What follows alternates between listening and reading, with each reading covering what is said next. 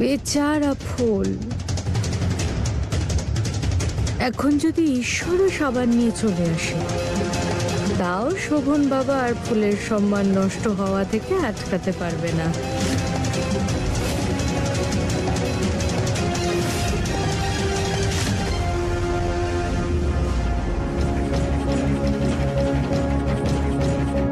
সময় মতো সবকিছু হয়ে গেছে।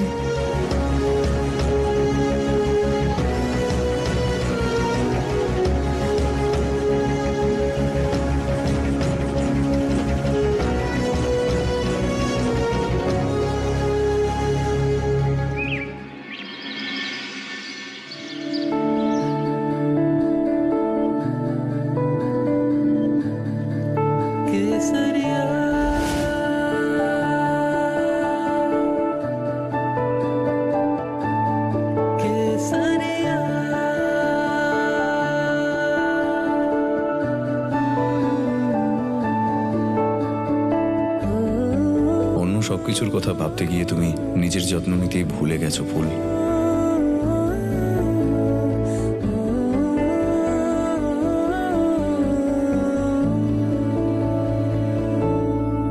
केसरिया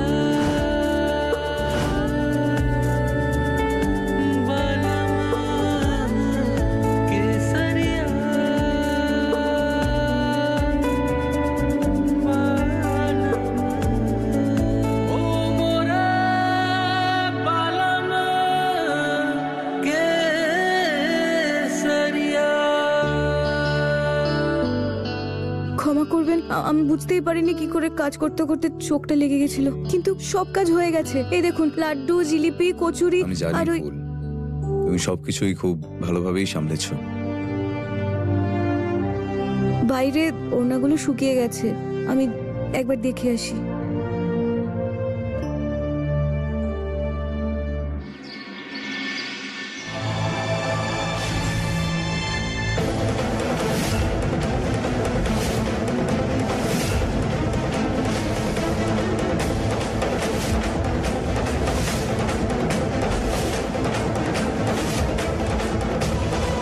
এসব কি ফুল?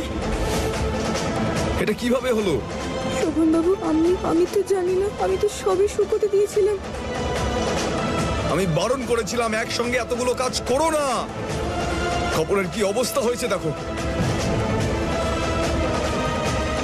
তো তেলের গন্ধ, এর মধ্যে তেল কিভাবে এলো ফুল? কি করবো এবার আমরা? কিভাবে হবে আজকের শো?